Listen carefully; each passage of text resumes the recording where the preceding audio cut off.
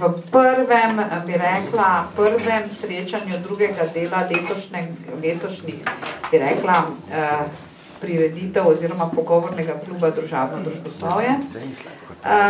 Zdaj, kot verjetno veste, oziroma tisti, ki ne veste, ker danes je kar nekaj takih ljudi tukaj, ki so prišli ekskluzivno zaradi našega gosta, se bodo ta srečanja vršila vsak ponedeljek do, mislim, da prvomajskih praznikov, nekako tako, za izjemo velikonočnega ponedeljka.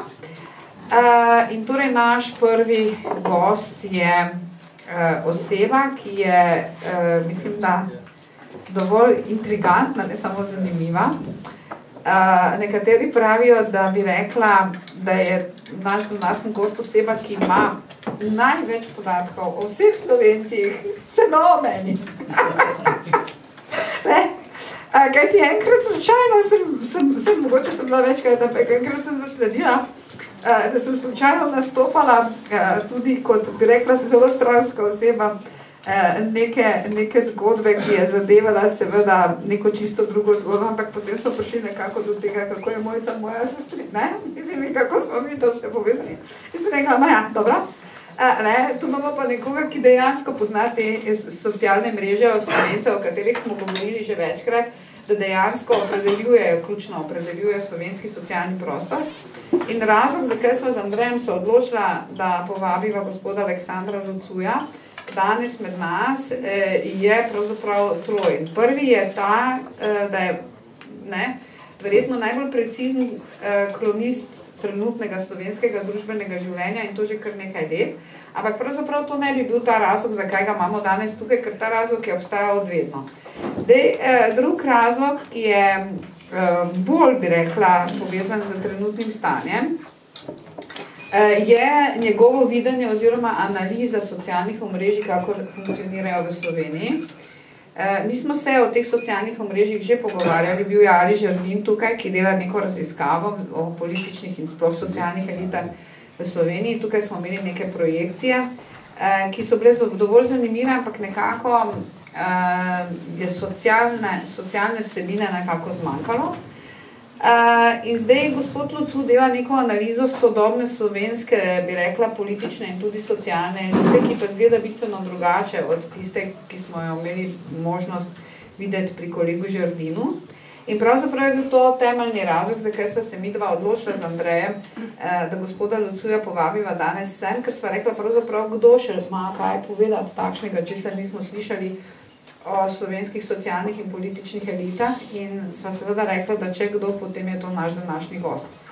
Zdaj, tretji razlog je pa pravzaprav razlog, ki je pa zelo, bi rekla, sodoben, zelo trenuten, ne? In je pa povezan nekako z mojim osebnim navdušenjem, ko sem slučajno, pravzaprav, ko je moja gospodinja nekaj me opomnila, kaj moram prebrati, ker kot veste, ona mene stalno pominja, kaj moram prebrati, ker sicer nimam časa, da berem vse, kar v časopisih piše. Namreč moja delovna teza, odkar je gospod Janša prevzel oblast, glede na to, kako jo je prevzel, je bila, in to so se z Andrejem že pogovarjala drugače, tako pri meni na čaju, da pravzaprav se je v tej državi zgodil državni udar, torej prišlo je do puča in pravzaprav nihče ne naredi nič, oziroma sploh ne reagira. To vsem se zdi, da je to čisto redo. Tišina je popolna, vsem se zdi, da je vse okej.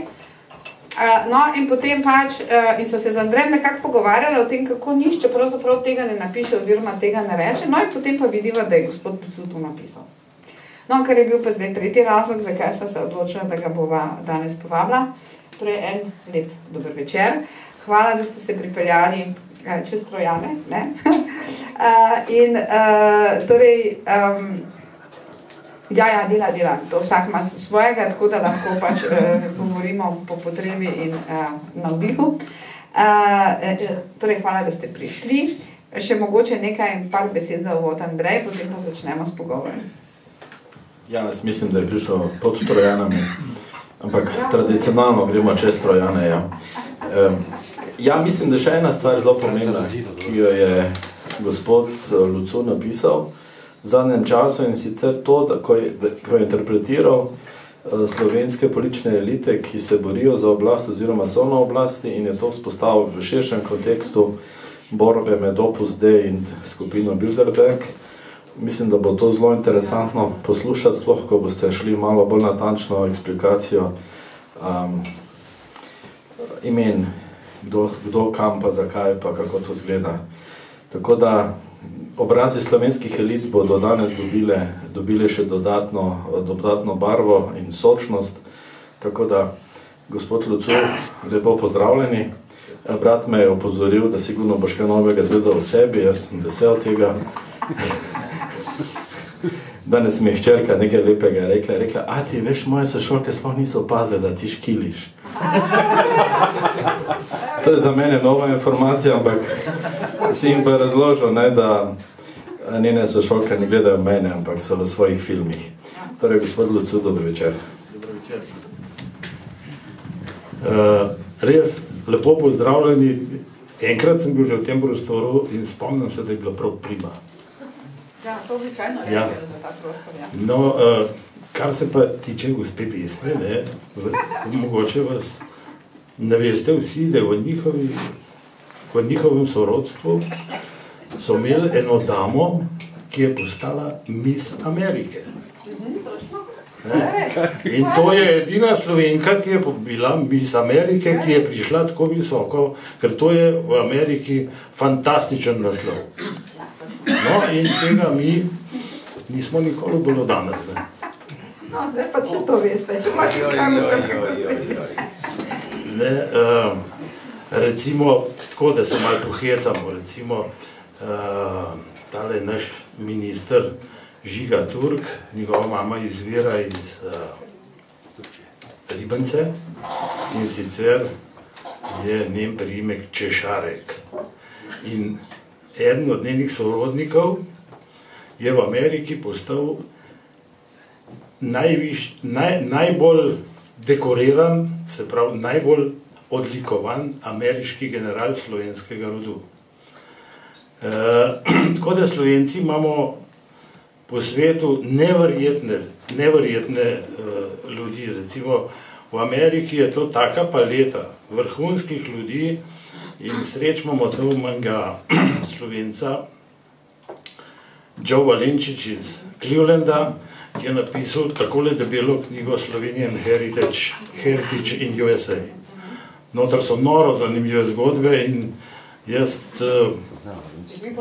sledim marsikeri te zgodbi, bil sem tudi v Ameriki in sem res te ljudi srečal. Recimo zdajle se mi je javil iz New Yorka en gospod Kovačič, zdravnik v New Yorku, kirurg, in je rekel, lejte, jaz bi vam ene par stvari rad pokazal, ker jaz sem še po vseh raziskovanjih edini še živeči dedič Ivana Cankarja. Mislim, ljudje, če delaš take stvari, prideš do neverjetnih zgodb, ker ti jih ljudje radi zaupajo. No, ampak da gremo nazaj k politiki, ki nas verjetno bolj boli, kot veseli. Da bi jaz malo povedal moj način pisanja. Veste, jaz sem to rubriko Šepet je nastala tako, da me je leta 1994 poklical takrat glavni urednik Dela Tit Dobršek in je rekel, poslušaj, mi bomo začeli izdajati nedeljski časopis. Izmisli si nekaj tacga, kar do zdaj še ben ni imel. Sem rekel, čak, to bi bil nagrajevan, če bi se izmišljal vsebine za časopise, ki se dobro prodajajo. No? In je rekel, te bomo čakali toliko časa, da boš nekaj se zmislil. Ne? In jaz sem s tem začel, tako zelo v brisih je bila ideja, ampak potem sem jo preskušal tako, da sem jo pisal v raznih nivojih, ne? Se pravi, zelo strokovno, potem manj, potem popolnoma preprosto in sem jo dal brati različnim ljudem, ne, ker da sem ugotovil, kaj bi ljudje sprejemali in kaj bi jih zanimali. Ne? Ker treba je vedeti, Delo in sploh nedelo, nedeljski časopis berejo široke množice ljudi, zato se ne moreš tam nekega strokovnega pisanja in potem sem na ta nivo to spustil, da so me vsi razumeli. In to zdelam še zdaj. Jaz recimo vsako sredo napišem, zdaj jih imam 11 ljudi, ki jim pošljem tekst in oni preberejo in mi nazaj sporočijo, tega ne razumem. In potem jaz to napišem bolj razumljivo. Tega ne razumem, ker ne vem, kaj je bilo pred tem. Mislim, dosti zahtevno, ampak jaz se trudim, da vsak bralec približen razume, zakaj gre. No, in ko me je prijatelj izzval že s temi z Opus Dejem in Bilderbergom, to je bilo silno težko uvesti v medije. Te dva izraza nikomu, zelo malem številu ljudi sta bila jasna in pol jih je bilo treba zelo počas uvajati. No, moram reči, da zdaj sta te dve besedi tema pogovora, kamorkoli pridem. Ljudje so se začeli za to noro zanimati in so ugotovili, da za tem se skriva večino tistega, kar se jim dogaja v življenju. Mislim, to je pač tako. Tudi jaz sem prišel do tega Opus Deja tako, vedel sem, da to obstaja, ampak potem smo enkrat čist po naključju igrali teniški dvoboj v Rimu.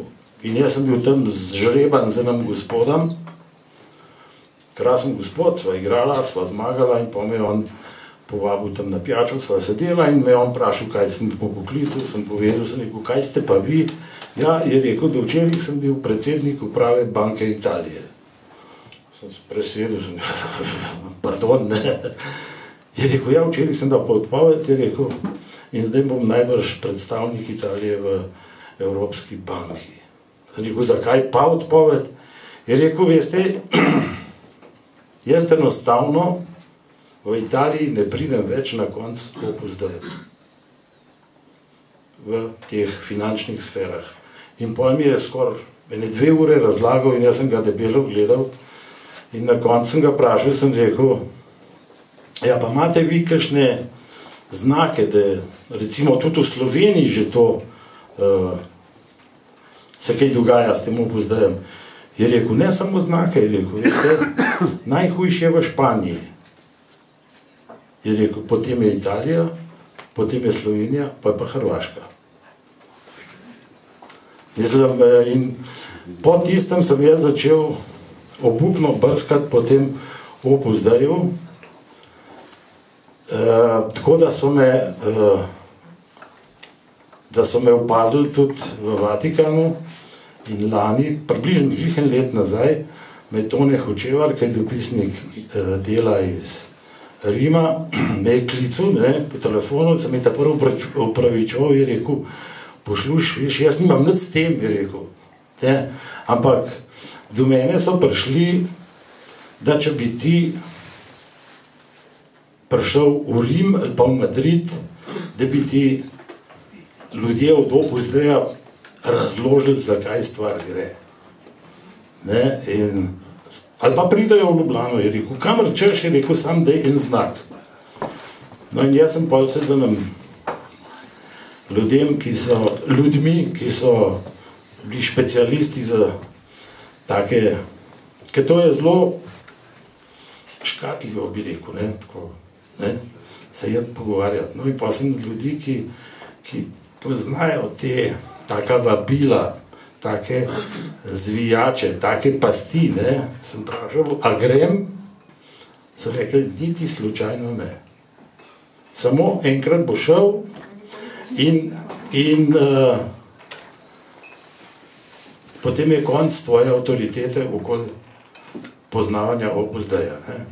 No, sem šel pa 3 mesece, v začetku poletja sem šel pa na povabilo enega novinarskega kolega v Madrid.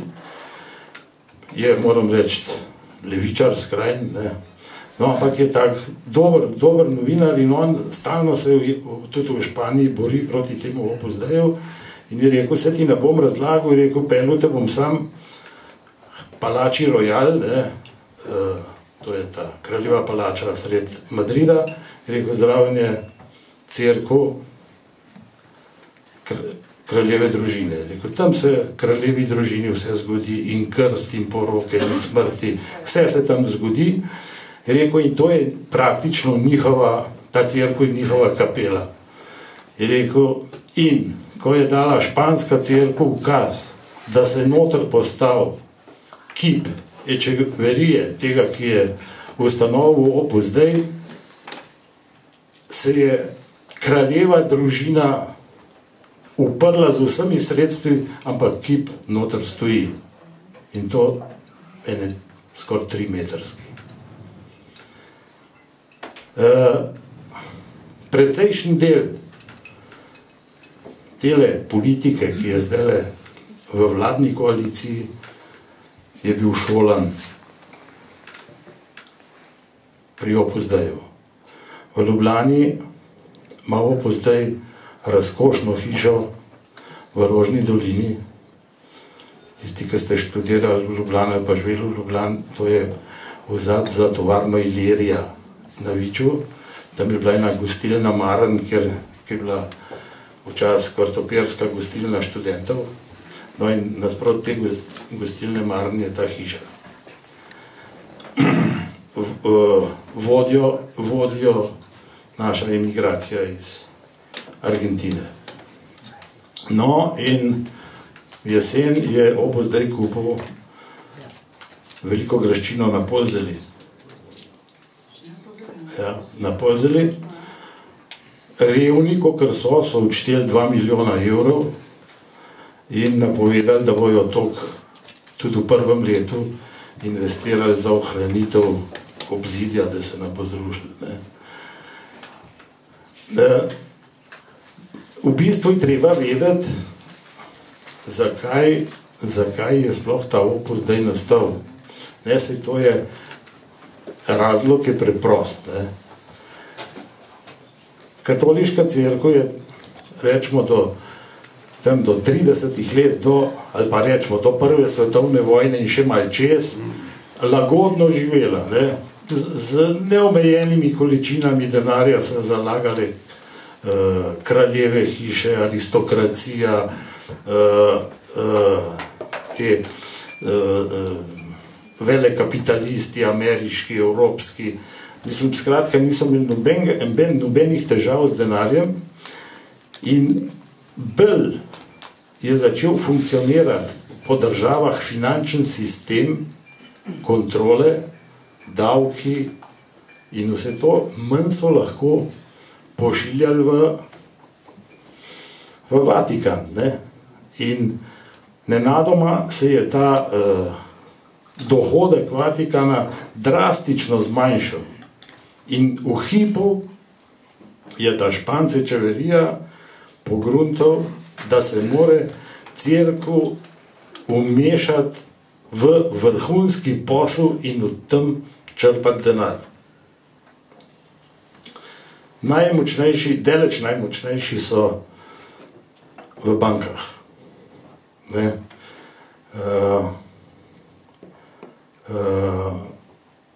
Recimo tele dve banki, italijanski, Unicredito in banka San Paolo, ki je v Kopru, to sta popolnoma vatikanski banki in delujeta čist po Opus Dei-jevih načelih. Španske banke neženirano na spletnih straneh objavljajo, koliko dajejo za Opus Dei letno.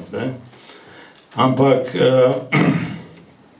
ta Opus Dei je v bistvu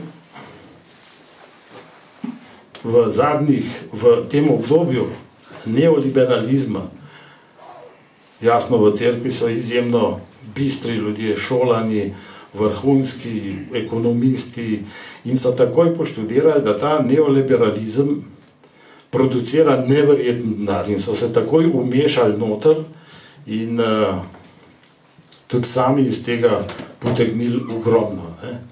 Ampak neoliberalci so ugotovili, da tako pač ne bo šlo, da bojo te kar kasirali, pa kar račune izstavljali, kot je primer recimo mariborske nadškofije. Mislim, to je en stranski produkt. In ta nasprotna pola, ki sta bila prej, rečemo, prostozidarji, pa rotarijci, to je zdaj splahnel in se je vse prenesel na ostro bitko med Opus Deiem in Bilderbergom.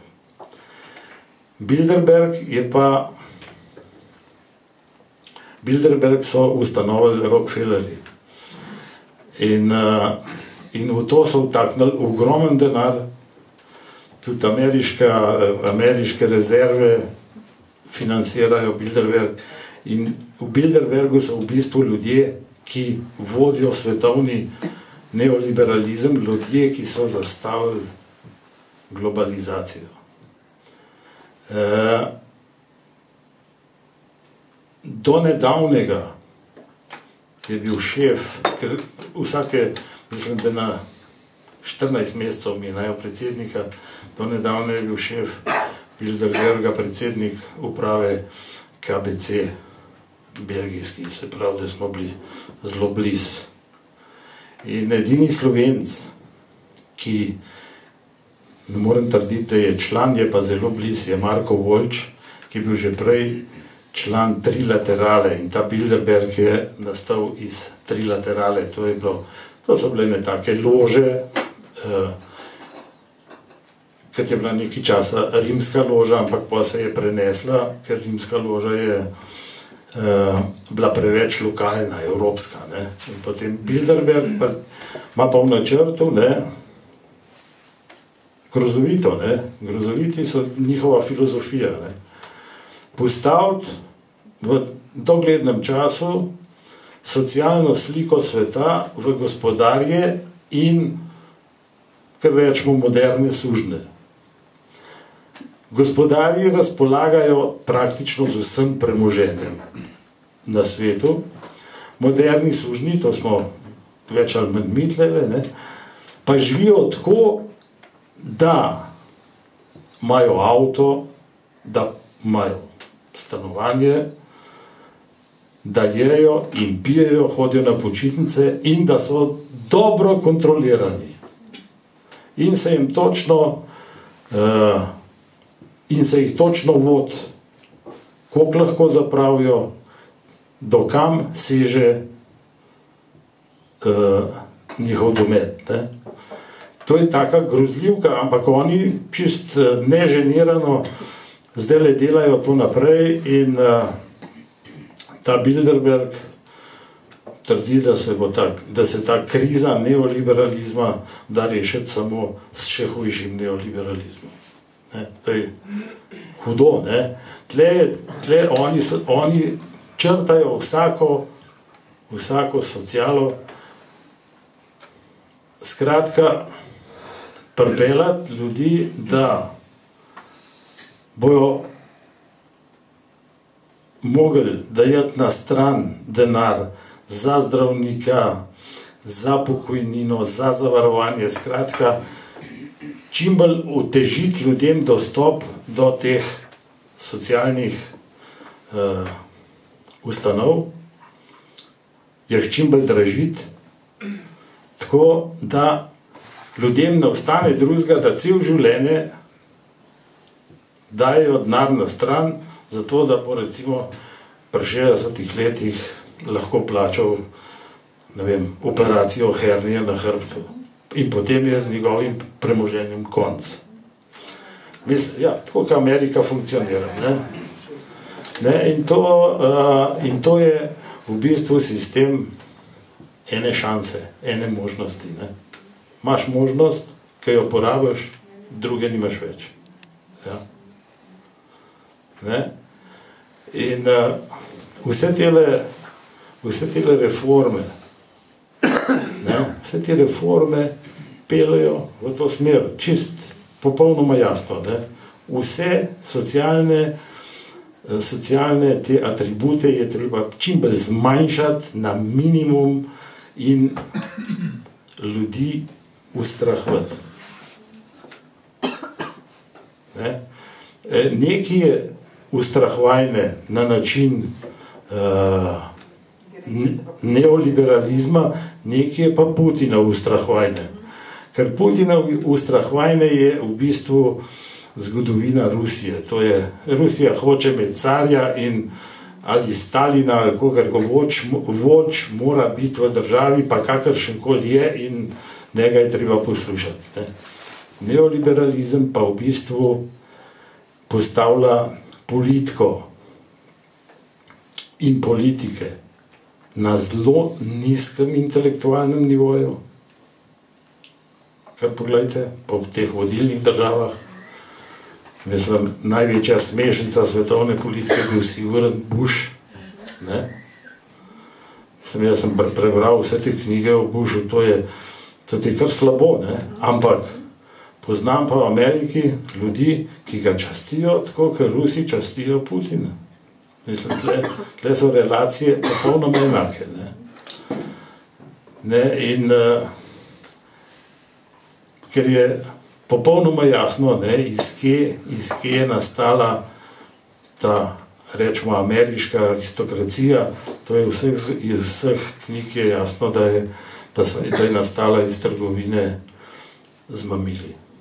Od opijskih vojn, opijske vojne so bile samo nič drugega kot to, da se neustav izdobava mamil v Ameriko in z mamili Amerika še vedno kontrolira 80% svojih državljanov. Na tak ali drugačen način. Ne? In zato so vse, lahko vam povem, da to govorim tudi iz familiarnih izkušenj, ker moja žena je zdravnica in je prva postavila v Ljubljani ambulanto in skuša kakšnega odvrniti od droge, ne? In, to so hude stvari, ampak državo te droge ne skrbijo. Nič jo ne skrbijo, to je čist fajn. To je čist fajn. Ne? Imamo že ljudi pod kontrolo, pa na tak način, če ni drugega. Ne, sej, ali pa vin pocenimo, pa pustimo žganje kuhanje. Se to je... Ja, to je vse. Bo še Vesna kaj povedala. Ne, povedala ne bom nič, jaz bom samo komentirala, pa dodala vprašanja. No, zdaj, to, kar ste seveda pripovedovali, zdaj tisti, ki smo v Ameriki živeli, ne poznamo to, zdaj pravim, to je bil tudi razlog, zakaj sem se jaz vrnila sem, ne, ampak zdaj moram to gledati tukaj, ne, kar sem že povedala, mislim, da smo se pogovarjali ravno v enih prejšnjih pogovorih, da pravzaprav sem začela razmišljati, da bi mogoče bilo bolj, da ostanem v Ameriki, tam bi živela nisem, ampak malo več bi zaslužila, ne, ampak ne, ta sistem, kot ste omenjali, ta neoliberalni zahodni, bi rekla, sistem, ki ga Bilderberg zastopa, je v resnici sistem, ki te aktivira, kot ste rekli, ne kontrolo skozi zunanji strah, ampak skozi notranji. Mislim, pač vsi moji prijatelji so se v Ameriki, in to je bil najbolj, bi rekla, učinkovit sistem kontrole, so se bali, kaj bo, če bodo morali plačati operacijo na srcu. To je zdaj bilo pravzaprav neglavno in pravzaprav zato si človek ne kupi čevljev, ne dobre hrane, ne nič, konstantno živiš v strahu. In se pač Freeman in drugi so pač delali to analizo Amerike kot kulture strahu oziroma družbe strahu. In ta strah ni zunanji, to so sistemi reprodukcije, ker ne rabite vi od zunaj več nobenega državljana kontrolirati, ker se državljani sami kontrolirajo. Kontrolira jih pa ta strah, eksistencialni strah.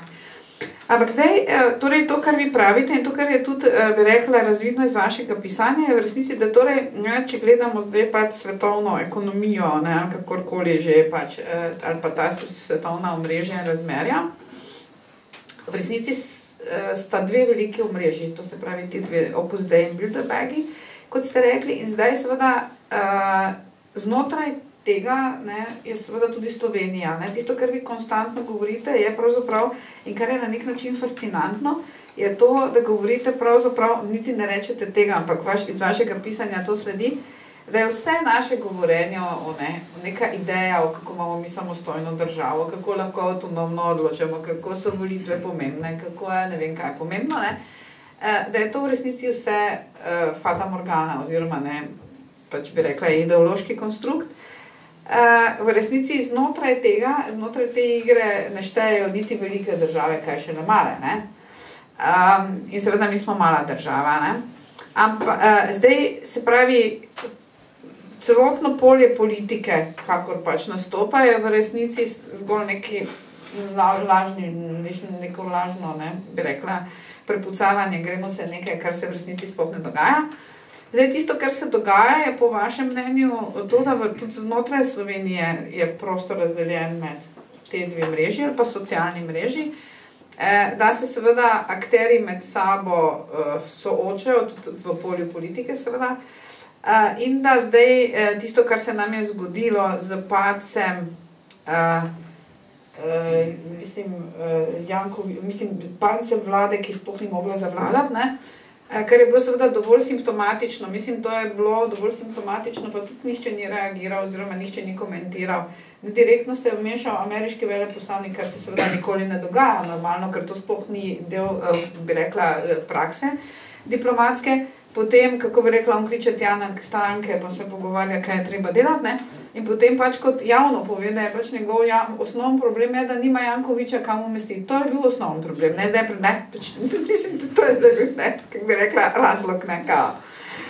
Ne, se pravi, zdaj imamo torej eno mrežo, ki smo videli, kako deluje, in imamo seveda tudi drugo mrežo, ki tudi vidimo, kako deluje, ne, ki je pač dejansko izvedla puč, ne. Jaz pač pravim, da tisto, kar se nam je zgodilo, je, da je katoliška cerkev izvedla puč in pravzaprav se pravi, ništa se ni dogodilo, ne, pravzaprav to mene tako močno spominja na Hitlerja pa take stvari, ne, ampak seveda zdaj tisti, ki smo to študirali in imamo nekaj zgodovinskega spomina, smo zdaj že zelo malo številni v tej državi, ne. Se pravi, v resnici na nek način, kljub temu, da je Slovenija mala, ne, je pravzaprav konstantno, ne, polje boja med temi dvemi socialnimi mrežami, ne. A je to tako? Ja, lejte, res dele, ne, recimo v zadnjih 3 letih, ne, ampak jaz sem zapisal, da se pri nas zgodil puč in da je na oblasti politična hunta. To ni zraslo na mojem željniku. Jaz sem na eni prireditvi v tiskovnem središču sedel z enim Angležem, ki se že dolgo časa poznama, tudi novinar, je sicer angleški notranji politični novinar, ampak tako ugleden gospod, ne, in kad sva se srečala konc januarja, sva skupaj sedela in je rekel, hey, Aleksander, what's going on in your country? Jaz sem rekel, kaj pa je, ne, kaj te pa mot, ne? Je rekel, ja. Je rekel, a se vi sploh ne zavedate? Je rekel, prva si bil narejen puč. Je rekel, puč ni treba, da so puške pa tupovi pa mrtvi. Je rekel, jaz dobro spremljam Slovenijo, je rekel, ker še nekaj držav sem zadolžen za njih. Je rekel, vse to, kar se je 3 leta blokiral Pahorjevi vladi, pa da se razumemo, nisem kakšen velik občudovalec Boruta Pahorja, ne, vse, kar se je blokiral Borutu Pahorju, bo treba sprejeti. Ampak, je rekel, 3 leta je bila Slovenija ujetnik opozicije. Vi ste v 3 letih zgubili toliko velik denarja, oziroma ga tudi dobili niste, da bi kaj naredili, da se boste zelo težko iz tega zmazali, je rekel. In to tako podtalno delo proti legalni oblasti, kakorkoli. Pahorjeva vlada je bila legalna. Ne? Je oblika puča oziroma podtalnega delovanja in če greste prebrati v enciklopedijo politike, so stvari 100% natanko tako definirane. Ne? In lejte, in ko sem jaz tole napisal o tem puču in sem imenoval ljudi, eminentne naše pravnike, od predsednika države dr. Tirka, dr. Ribičiča in dr. Boštjana M. Zupančiča, sem jih imenoval in sem napisal take ugledne specialiste za mednarodno pravo, za ustavno pravo imamo in nihče od njih ni dal besede od sebe o stanju, oziroma o dogodkih, ki so se zgodili. Ne? Oni niso reagirali. Reagiral je pa gospod Janša in zabrisal Ribičiča in Vedamovo iz Beneške komisije. Ampak to briga njega, kdo sedi v Beneški komisiji. Ampak treba je požugati s prstom. Da ne bi kdo kaj brskal potem. Ne? Vam bom povedal, kako to teče čist iz osebnega primera. Leta 2006 sem pisal, kako so leta 1991, takoj po osamosvojitvi, jurišniki uničili Tržaško kreditno banko Maribor, Tržaško kreditno banko v Trstu in praktično uničili celo gospodarsko to zvezo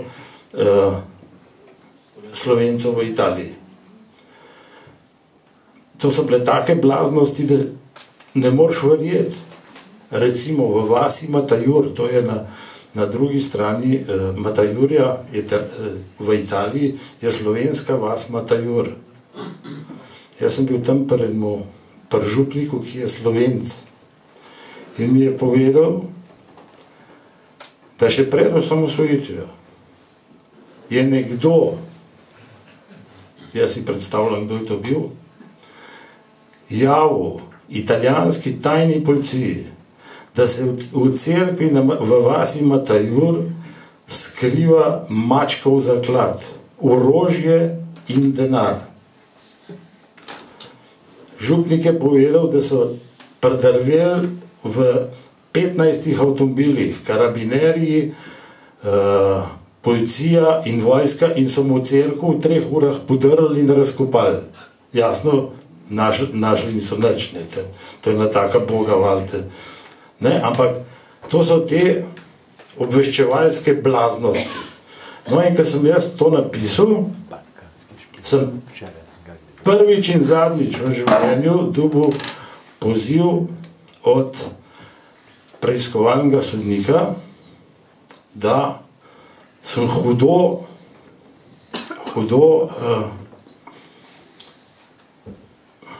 užalil predsednika vlade Janeza Janšo, ki je bil takrat predsednik vlade. In sem bil povabljen, jasno, na zaslišanje. Ja.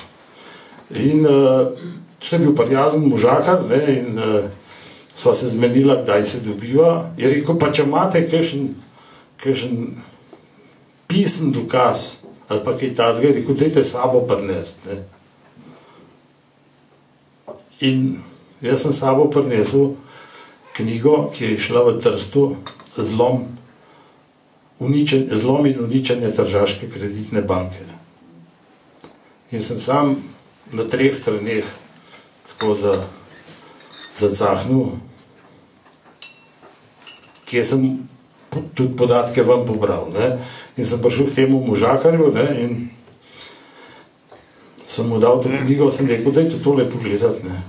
Je tiste 3 stvari prebral, je vstal in rekel, oprostite, je rekel, moja službena dolžnost, tako sem dobil in rekel, oprostite, nasvidenje.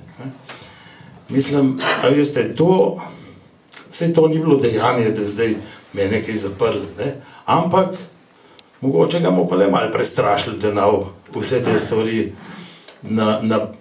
na svetlo vleku, ne, ker res niso prijetne. Ne. In veliko sva se o tem pogovarjala tudi s pisateljem Borisom Pahorjem in da veste, on tudi ne špara jezika. Ne. In on prav, usporednice so jasne. Ne. To, kar so z nami počinali pred drugo svetovno vojno, je rekel, to skuša nekdo posnemati zdaj v Sloveniji. Ne. In to je res ta zastraševanje je oblika varnostno-obveščevalnih blaznežev. Ne. In kaj prej Vesna rekla, ne, ta utikanje tega ameriškega veleposlanika v naše volitve je popolnoma jasno. Vse veleposlanike, ki jih je Amerika do zdaj poslala v Slovenijo, so imeli enako izobrazbo, enake šole in poslani z enakim namenom. Od prvega Džekoviča, ki je zdaj glavni prodajalec orožja po Sloveniji, do ostalih, ki so prišli iz točno določenih služb, so prišli za veleposlanika v Slovenijo. Ne, tako da zakaj je ta Slovenija tako zanimiva? Ne? Zanimiva je zato, ker je izjemno varna. Ker smo mi, Slovenci, eni parjaskoti, ne? Kjerkoli pride, vsak mu objem pade, lega Amerikanc, to naj fajn. Ne? Vse sprejmemo, pa jih pelemo v Brda, pa jih pelemo na Štajersk, pa jejo kibelflajš, pa nas hvalijo, koliko smo pameten, kastum mater, pa prijazen, da mi se pa sam čudimo, kakšni majstri smo. Pa takole nameden volitve zminira, tako za šalo, ne? Pa sam debelo gledamo, kaj pa zdaj? Se smo bili tako prijazen z njim. Ne? Nikjer niso tako prijazen s tojimi predstavniki, ki smo mi. Hudičev jih imajo pod kontrolo. Ne? In ne delajo kar komu paše. Ne? A veste, ker recimo tudi taki ljudje, ki jih imaš za ene svetovlane, recimo jaz sem delal s telom Ricardom Milijem enkrat intervju. Ne, to je mađarska familija, ki je prišla za čas Avstro-Ogrske v Trst, tam postali. Trst je bil tako čas, so bile same pražarne, ne, in te so pač to obdržali, ne, in on je postal ta prvi župan, pa predsednik te Julijske krajine, takrat sem jaz z njim intervju delal, ne, in sem ga jasno malo provociral, ne, pa se imate v Julijski krajini pol Slovencev, pa to, je rekel, kaj se pa vi greste, je rekel, veste, dokaj je Rimsko cesarstvo? Je rekel, to moramo mi vse enkrat nazaj dobiti. Veste, ampak to človek ni rekel tako, da bi me zabal nazaj, ne. On je to čisto resno mislil, ja, ne. Mislim, kakšno tezo je pol tam en njegov tajnik postavil. Je rekel, sej, Mussolini vas je rešil pred nemškim udorom. Mussolini nas ni rešil. Je rekel, natanko to. Je rekel, Mussolini je pregnal Slovence iz Italije, je rekel, in kam so se naselili? V Maribor, je rekel, na Štajersko, da so bili obroč proti nemškutarstvu. Je rekel, tisti, ki so bili pa izobraženi Slovenci, so šli pa v Beograd. Ker tam so bili pa, je rekel, čist brez intelektualcev in te Slovenci so imeli saj neki šol, da so lahko svetovali kralju Aleksandru pa kralju Petru. Mislim, jaz to ne prepodujem kot šalo, ne, jaz to prepodujem, da nam je jasen, kako nas podcenjujejo. Ne, mi smo tako, ne, tako, kar se zdi, ne, enemu politiku, ne, iz Trsta, ne, tako je tako mnenje o nas prodaja. Ne? In če nimaš ti politika, ki vodi to našo majhno državo, ki se, ne da se skrega s sosedom, ampak da jim da vedeti, dotle smo mi, dotem ste pa vi. Ne? In dejansko, da pravi Slovenci, ki se ne dajo, ki ne podlegajo nobenim štosom politike, so tržaški Slovenci. Jaz to povsod povem. Jaz se veliko z njimi družim. Te so neuničljivi. Če bili mi tle v Sloveniji tako ponosni, kot so oni, ne bi imeli nobene politične hunte na oblasti.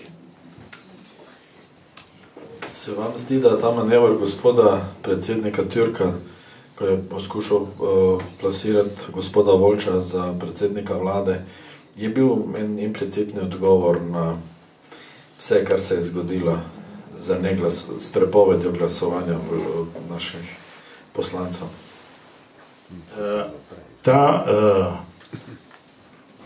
Že vnaprej obsojen na neuspeh imenovanje Marka Volča ima čist jasno konotacijo. To je bilo sporočilo Bilderberga. Če boste spustili Opus Dei v vse pore vašega življenja, bomo mi zaprli pipo v evropskih bankah. Mislim, oziroma vam bomo dali take pogoje, da se ne boste nikoli zmazali. To je bil tako jasen sporočil, ampak žal imamo zdaj na teh finančnih pa ministerskih mestih ljudi, ki tega sploh niso poštekali. Jaz razumem, ne, da imaš predsednika vlade obramboslovca, ne, da je Turk gradbinc, da je Šušteršič kemik, ne, a veste, ampak res ne verjamem, če nimamo benga ekonomista ali pa benga ekonomsko šolanega človeka, ki bi prevzel recimo finančno ministrstvo ali pa, da ne govorim o zunanjem ministrstvu. Mislim, nabor ministrov te vlade je, mislim, da dovolj zgovoren. Mislim, da to vlado bi morali si vsi sprintati in jo imeti, ne, tako nekako uokvirjeno za, mislim, v smislu, ja, ne v smislu, mislim, opomina, ne, ker se lahko zgodi v zgodovini neke države, če noben noče razumeti, kaj se dogaja, ker namreč prav gotovo, to je bil tudi moj komentar, ko so mene prvi dan, pač, ko je bila vlada imenovana, ne, so me pač novinari kot ponavadi nekaj klicali, da bi jaz komentirala, kako to, ne, da kak je zdaj to grozno, ko imamo samo eno žensko, ne, eno ministrco, ne. In potem je bil moj komentar, je bil, da to mene sploh ne skrbi, koliko je žensk, mene skrbi, koliko je tam nestrokovnih ljudi, ne. Mislim, da glede na to, kak je gospa nestrokovna, bi bilo bolj, da je tudi njeni, ne. Ampak poanta je v tem, da to je, ne, in moj komentar je bil ta, da recimo, če pač Janša pokriva, ne vem, 1/3 volilnega telesa v Sloveniji, ne, jaz ne verjamem, da v tej 1/3 ni, ne vem, 8 ali pa 10 strokovnjakov, ne, ker so seveda, ne. Mislim, tukaj ne gre za to, da jih ni, pač tudi če zdaj čisto po politični liniji kadriramo in seveda od Janše ne moramo pričakovati nič drugega kot to, je seveda jasno, da tudi v tem naboru, ne, obstaja, mislim, gotovo, ne, več kot 10 vrhunskih strokovnjakov, ki bi lahko vodili resorje tako, kot se po strokovni logiki naj bi vodili, ne. Ampak seveda gre pač za jasen poduk, ki ga ta vlada že od pač, ne, prvega imenovanja tisto stroko nosi, da torej ne gre za stroko, ne. In to je Janša seveda tudi povedal na tisti seji vlade, da v resnici ne gre za stroko, da to ni pomemben kriterij, ne. Se pravi, zdaj v resnici tisto, kar vi pripovedujete, je to, da pravzaprav, ne, ta napačna strateška odločitev, bi lahko rekli, ne, oziroma sej, mislim, tudi Bilderbergi niso neka, ne, čudovita poetična, bi rekla, možnost družbenega bivanja, ampak pač zdaj ta, bi rekla, usmeritev, ne, proč od centrov finančnega kapitala v, bi rekla, pač smer Opus Dei, torej pomeni dolgoročno za Slovenijo neko smer ali neko napoved, to so neke koordinate prihodnosti, mislim, v smislu tega, kar ste rekli, ne? Torej zdaj, pač Bilderbergič je to mreža, ki seveda obvlada finančne tokove, potem se Slovenija slabo piše, ali kaj takega? Glejte, Slovenija je bila pred 20 leti izjemno samostojna. En prejšnji pomočnik rektorja Ljubljanske univerze je zračunal, da je bila Slovenija 91 leta, da je imela tak premoženje, da se nam sploh sanja, ne.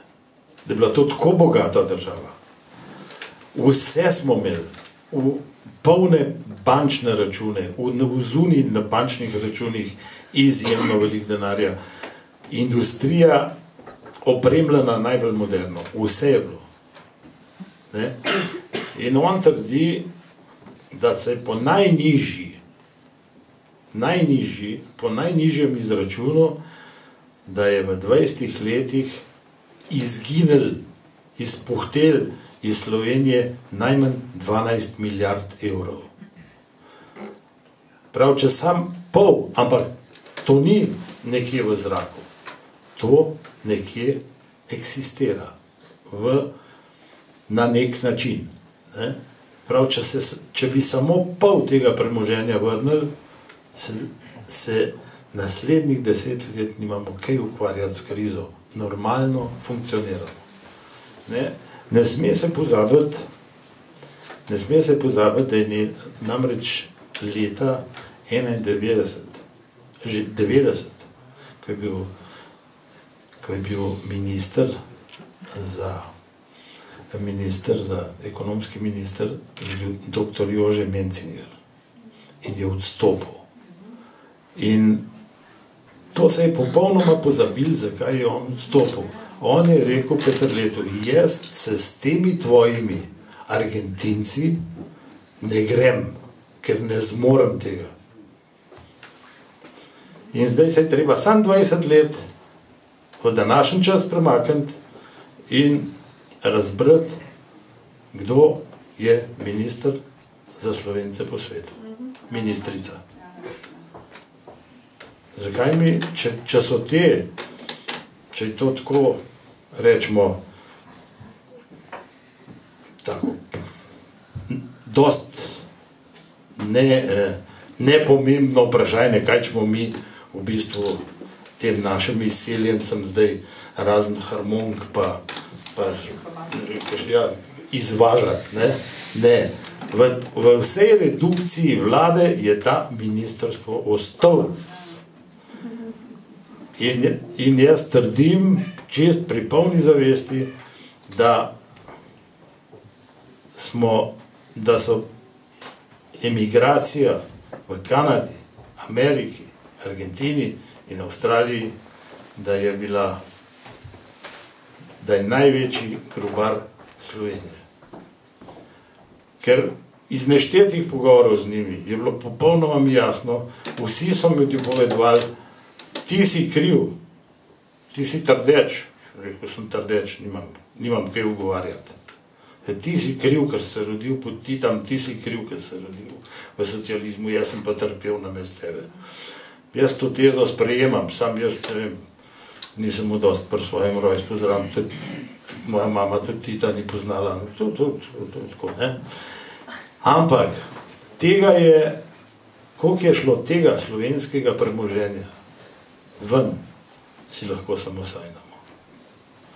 Že pred letom, že pred osamosvojitvijo, so imeli vsi daljni sorodniki tistih, ki so imeli posestva v Sloveniji, so že imeli potne liste, slovenske potne liste, ker samo s slovenskim potnim listom so lahko zahtevali vrnitev premoženja. In se je vedel, za koliko, za kakšen delež vrnenega premoženja je dobil potni list. To se še vedno ve.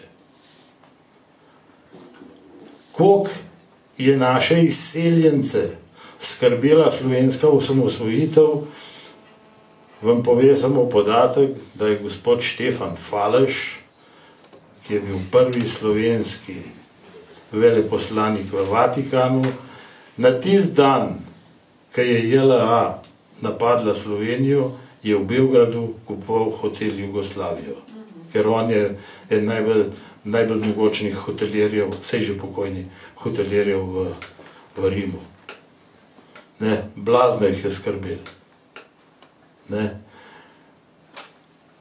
Hrvatje so v Avstraliji zbrali stotine milijonov dolarjev in so jih poslali domovini. Zakaj so jih v domovini ponudili, to je drugo vprašanje. Pri nas, te naši izseljenci, ki so bili tako navezani na nas, so s svojim prispevkom spravili obživce, celo ministra Rupla, ki je bil na obisku v Avstraliji, so ga vprašali, kam si pa dal tisti denar, ki smo ga mi poslali. In je v svojem slogu nekaj časa mumljal, pa je rekel, tizgo vse skupaj za eno letalsko karto. No, mislim, ampak, kje dol so šle pa enormne količine denarja. Kaj vse je končalo, recimo, koliko je vodil Slovenijo, recimo, Dušan Lajovic iz Avstralije. Koliko je šlo v Argentino. Morate vedeti, da v Vatikanu ni samo iz Argentine, ni samo doktor Rudeje, cel kup Slovencev, duhovnikov na raznih položajih. In nič se ni moglo zgoditi v Sloveniji, se še vedno ne zgodi, če v Vatikanu ne prikimajo. To naši predsedniki uprav, direktorji, morajo najprej iti po dovoljenje v Vatikan, sabo morajo prinesti predpisano darilo. Jaz sem bil zraven pri enem takem obisku in je bilo darilo izdelek iz zlata, ki se je tehtal v kilogramih, da je potem ta predsednik uprave dobil posel. Mislim, pa zdaj Bog požegnil vsem to, kar so dobili. Ampak treba se vprašati, kako se je izčrpal to Slovenijo, kako se je izčrpal ta premoženje, ki so ga naši očetje, pa mame, pa detki, pa to, ki so ga v samoupravljanju z odrekanjem spravljali skupaj 50 let, in to je bil res velikansko premoženje. Te so ga pa razvlekli v parih mesecih. In zdaj res nimamo, ama čist nič v roke vzeti. Mislim, taka je pač slika. Vsi tisti, ki imajo polne usta, kako so osvobajali Slovenijo, kako so jo slovenski kongres je zasedal v Ljubljani na dan, v svetovni slovenski kongres, je zasedal v Ljubljani na dan napada JLA na Slovenijo. Oni so napadli v jutranjih urah JLA, v 8 je bil že cel slovenski svetovni kongres v Celovcu. Mislim, to je tako, ne? Prosite, lahko malo pojasnite, samo da poveste, kateri, mislim, čigav denar je bil tisti, ki se je stekal, če sem vas prav razumel, da se je v Avstralijo in v Argentino stekal denar, ki je pravzaprav bilo šratno družbeno premoženje. Ja, to se je po raznih kanalih odvajalo. Se spomnite recimo afere Sigma v Novi Ljubljanski banki. Kaj je bilo, jaz samo ne sledim tako. Ja, no. Kupovala se je imaginarna računalniška oprema. Software. Ja, ne, mislim, software, ki je stal 36 milijonov evrov. In zanimivo, da glih avstralsko podjetje je imel tak software, ki ga je rabila Nova Ljubljanska banka. In tista firma, ki je prodala tega softvera, ni ben še videl, ki je prodala ta software iz Avstralije, je obstajala 20 let in ni imela nič na svojem računu. Potem pa nenadoma velik biznis. In adijo. Nihče ni nič vprašal. In takrat je bil šef vlade Janez Drnovšek. In Marka Voljča je nasledil na mestu predsednika NLB-ja Marjan Kramer, šef kabineta Janeza Drnovška. In Marjana Kramerja se vlada Janeza Janše niti dotaknila ni. Na koncu je dobil 1 milijon evrov odpravnine.